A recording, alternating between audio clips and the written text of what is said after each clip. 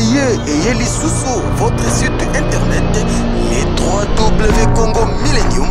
Vous qui aimez les actualités, vous qui aimez Kinshasa, vous aimez la RDC, notre beau et cher pays. Vous voulez être au bain, dans le bain, et vivre tout ce qui se passe à Kinshasa en temps réel et ne pas être en retard. Congo Millennium a mis à votre disposition pas mal des émissions politiques, culturelles, musicales et pourquoi pas des émissions sportives avec sa grande équipe Congo Millennium,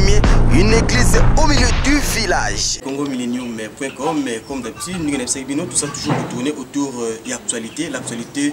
les Ali Bongo, la mort, il y a Moko, il y a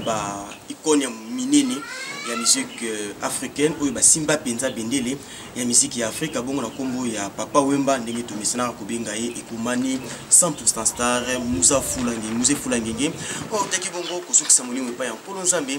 Outa date il y a le 24 avril, na Côte d'Ivoire, précisément, la carte il y a Abidjan, comme tout soldat qui se respecte, Papa Wemba, Akoufaki na champ d'études en pleine prestation. Et l'histoire Papa Wemba nazanga monté sur plateau tokobete yango na moko wazali na kati ya génération ya la bonne musique moko ya ba amoureux ya la bonne musique ya bon style na kombo ya artiste chanteur Manda Chante ensemble na nkumu Manda Chante tokomika kosolola momuke lisolo ya Papa Wemba na mukuse tokomika kolobela toza wapi tozokoma wapi pe balanga nzembo. Et comme il a qui ni sango ya Papa Wemba na matoi, est-ce que liwa ya Papa Wemba is a danger pour la musique ya lobby to liwa ya Papa Wemba is a des leçons pour la biso baye to tikali na mokili ya se na se na moi. Bonjour Nkomo Manda. Bonjour. D'abord mes condoléances parce que famille artistique beaucoup feli moko ya bino ya monene. Merci. Nkomo Manda, avant de côté l'actualité à Papa Wemba, état de santé na yo d'abord. Si, on a très bien. Et bon orchestre référence. En tout cas, les ambitions sont très bien. Sauf que tout Catignon sont pour la Sango Maro et Yelbiso Nene. Pour Catignon sont. Mais sinon, dans l'ensemble, tout le monde a un préparatif. Il y a un préparatif, il y a sorti l'album aujourd'hui. Ok, Nkomo Manda, vous allez qui surpris. Je ne sais pas, na tongo na pourquoi ou qui coup de fil ba ebisio Papa Wemba moko ya ba modèle na yo akufi ekomi la ki ondingi ni bon ngana utaki matanga mo na lali boye ba 10h na kangaki ba téléphone mais téléphone mo ya Vodacom ya ki polele na kutana ba pele belé kutana ba pele belé na kamonga bi Vodacom goza na ba pele belé boye c'est qu'il y a un problème la fungoli maman RTL mutu moko par exemple benga bi vérifier na babinga vena yo akufi na Abidjan ba Nathalie na bio za vrilité aux mois de mai bon tout a nan ndenge ça toi na mois d'avril tout ça j'ai na fin avril presque mais poisson d'avril sous ah bon na me kana ko vérifier na nous tenalo ba pelo mo côté la fin la salon na fongoli télévision na mo di bande passant ngabi o makamni ya somo siko na bano benga batu na benga surprise na ndenge na kenaki ba Papa Wemba anda ko kuna pa mama bazona alagi ezaka passe ili biso ntakotika la terrain azate biso tozo kende mais moi je pense que Papa Wemba on a ko lo mokonyo soke akufa lokola soldat na monduki na ye kasipeli makasi po o munene wazaki na ona miso na biso na Congo awa mais na moni ndenge nzamba zuye monene na ye na mona mission ndenge ona tena kata Congo ala monene ndenge ona po monde besoin de la Papa Wemba biso ba poche na ye biso ba to école na ye chance ezaki ko tsaba numéro na biso na ba place mais partout dans le monde bazo benga biso donc Papa Wemba vraiment nzamba ya baye na bopoto nyonso nzamba batela ye je pense que départ na ye eza départ loko ya Sœur Marie Misambu oui Sœur Marie Misambu tango akendaki tango nzamba zwaki ye en tout cas ezalaki po basala nzambe mingi batema de plus pour na ba comportement na bango oui mais e ko sala ke ngamu na biso ne ba ngamu na biso Papa Wemba pele lo atiki biso je pense que écoutez ya bato pelé bako rozana mutema makasi mutema ya monene na Papa Wemba zaki nango vis-à-vis pour lelo à part Papa Simaro à part Papa Bombenga à part Forokola ila na bandi na batu nyonso ba na kati après Papa biso toza na kati ya Papa Wemba oui Donc le long mon muta retourne dans l'hôpital bago ngana za na kata papa wemba te à part papa bombenga na papa simam. Donc même grand vient à voir le grand chanteur za na kata ja langa lam. Donc wemba. Même bozi na même vient à voir ça. Même vient à voir Gina. Bango tout baza na kata. Donc wemba azaki esprit mon neno ya na mboka oyo et na sengi ba français merci na ba pays nyonso yo et ça qui commentaire de plus à part Afrique parce qu'en Afrique Abidjan za na matanga moko ya osakana te pour tout le monde que pour ce moyindo za pour se négliger te za pour se kozaka ba tribalisme te il faut to ba ko fanda ka biso pour ce moyindo po Abidjan matanga sali kuna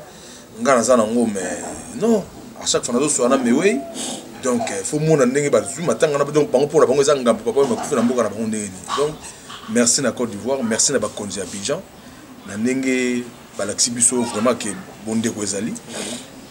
Merci na bandeko na biso Brazza na ndenge balaxi biso ke bonde ko ezali pour papa wemba délégation Brazza zoya na zoyi bate papa wemba bako chama tanga na wapi équation tout le monde azana ngo yangwana akolela mawapi parce que mutu moko to linga ali pour biso ba mission cette fois-ci on a posé kolela mission na biso akufi ndenge to mona ki soi-disant bato balbaka bana nza e balelaki ya bango oui to ça na posé ya ko lela musicien ya ko lela musicien na biso icône na biso grand na biso chanteur na biso ya pays pour au monde pays lo to ça ba tout ça ba polémique ezangi mutu na makolo mais so ba ye na batu ba ye libanda ba ye ko contrôler ba nani ba mission pays papa we baza mission liposo na pays tant ngala lo ba ngo ba ko tant zo lo ba ngo ka pour ba province ba tete là non ba preuve yango nzamba zui bino moko bo moni comment monde déjà bouger comment TV5 et kangi minutes et belé ngona pour ça l'émission plus de 30 minutes pour na kolobila kaka papa donc bisika na fanda ki nazo bisa ba frère na nga nyonso ba mission ba collègue na nga nyonso ba mission qui tomiye ba kapé tomiye ba kapé ça facilité pour na komiye ba mais tomiye ba kapé pour ça tozo komiye ba to bongisa ba comportement na biso rapide to za na bomoko to boya ba fertilité devant population to boya ba kamba pambala devant ba kamebele parce que moni papa mba kufi lelo na to tala sikoyo de blogo ya ba musique ya ba polémique. C'est que ça. Ben d'absolu na makamwana. Tozo banga départ papa wemba bato koma ngai ndi na tikali leader ngande batikeli nga charge na bino surtout loko wana. Non wana kuto banga la montée posant normal. So grand raza liboso. Raza loko la moi dirigeant na biso ça m'habite parce que faut a toujours diriger. Oui. Mais problème est makasi ya linde ndenge ya kei biso batuto za la moko. Babiloko nyoso ya kokena na ba télévision ko lobaka ba mabebele il faut to tika yango po ba famille na biso ba na biso ba camarades na biso population na biso bazomona ba comportement na biso et comment ça la biso bien et surtout na problème makasi to zo na poto et sali biso pendant 12 ans déjà photo za raté donc si si maka mebele et la zo senga pe na ba combattant passant boy ba que toujours si na ba mission bazo kufa biso za ba mission na bino l'autre za na ba prévité or to zo na posa ya kotambo na monde bino bo pesa ba to punition on ne si la raté le ba mission na bino bazo si na kufa parce que manque à moyen donc vraiment bozala batamoter malam boko ko comprendre que balion na biso comme on dirait na maboko na bino parce que vie que ça va kufa yebso nga vraiment na manda na raté ba bebele mais na zo ko kufa atiki biso papa we manzamba vie plus que marque na podium en Afrique. Est-ce que nkumu manda liwa papa wemba oui alobaki en tant que soldat okufa na scène akufa na mikroni na maboko mais papa wemba ka ndingo lobi azalaki un grand esprit na kati ya mboka na biso RDC na kati ya Afrique na moni un peu significatif ko kufa na ye na scène mais na kati ya Abidjan c'est que quelque part ils ont pouvoir moko te kei ngambu ya Abidjan ou ezalaki pas papa te pouvoir moko te balobana gana balobana na Abidjan ta lobaki on a Kinshasa oui pouvoir moko ekete papa aza grand esprit parce que azali papa wemba azali ndenge mosusu po papa wemba nazomona ke papa wemba aza aye na liloba bato bazwi liloba papa wemba aye na démarche bato bazwi démarche papa wemba aye na elamba papa wemba aye koloba qu'il faut bien raser bien parfumer bien sapé bato bakoma élégant qui élégant sur ça na ba congolais c'est papa wemba donc biso ba mission kutu koloba na ye moko tina se biso so na kata jena biso so na kata jena ata wa boyo mona kama mokoto na mo démarche au sentir que na kata la musique donc mon frère ngana na minga koloba je pense to la papa wemba na niveau nyonso liweza pona biso nyonso muto nyonso kufa et si ka bandeko nyonso bazali na Paris na Londres et bandeko surtout à Londres bazaranga malamu kuna na opesa ba dozo campo bianco ba Peter Bengongo le vrai papché ba vena nga fumu godal wa dada ba vena biso boze belé kuna vraiment à Londres za fief na ngai pa to bandaki lisola je suis et puis na Paris to pesa bandeko ba condoléances na Paris mobimba et sika wapi papa wemba sala ki foyer na ye ezala grand papa Wemba za mission monene atiki foyer na bien ba na baza ba marié papa Wemba za na exemple belé ya bien donc o mutako wanga na bimika ndoki mais vraiment ba condoléances na ba congolais nyos na ba artistes nyos to sengi kaka nzamba la biso preuve azui pema ya papa Wemba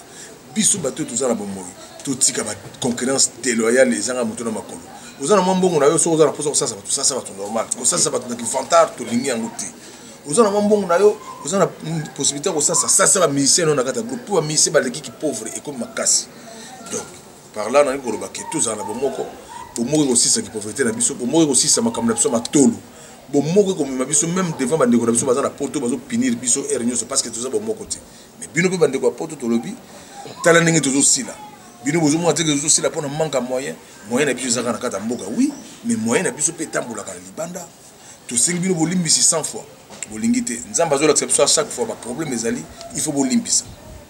ngana za bilaka simplement na bima pesi bino li balanga yango wana. Merci beaucoup Nkumu Manda, ça c'était le Nkumu Mambata Manda chante. Tout cela qui ensemble na les Nkumu Mambata sur la mort ya Papa Wemba. Bon on a combien les artistes musiciens congolais baza vraiment bazomi na kati ya likambango comme vient de le dire les Nkumu, il y a pas grand-chose à dire, c'est seulement le message d'amour bolingo ndé kosala ke to bunda makasi. Ba congolais, ça ne vaut pas la peine de continuer ko bunda ka biso na biso. Total la bateau bazo kende, total la biso ba tikali na kati ya mukina musala oyo, ni ne tikali tout ça là, ni ni tout sali, ni non tout salité. Moi je pense qu'on est déjà arrivé jusqu'à la fin vraiment de notre émission. On ne sait pas grand chose dire grand chose parce que tout ce qu'il y avait à dire, l'Nkumu l'a déjà dit. Et là je vais droit pour saluer celui qu'on appelle Julien Bunchana, le gouverneur d'Irlande. Et pourquoi ne pas saluer Bijou Bwakanda, la grande dame de l'Irlande. Lenx Longelo de Bundes, oui, lui c'est le super Bundesman. Et pourquoi ne pas saluer Mukonza Kitubu, le désiré Kia Ngebeni, le Vekiangse. Grand coucou à toi. Derrière la caméra, c'était votre humble serviteur, Chimse Tumbalanga Wachibangu. Oui, devant la caméra, encore et toujours, Bello Belcam, votre défenseur. Nous prenons rendez-vous pour la prochaine épisode. Ayez les sous votre site internet, les 3W Congo Millennium.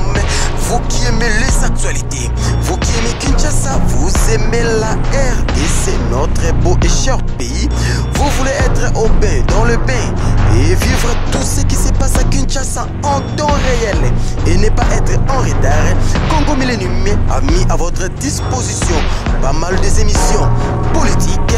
culturelles, musicales, et pourquoi pas des émissions sportives, avec sa grande équipe Congo Millennium, une église au milieu du village.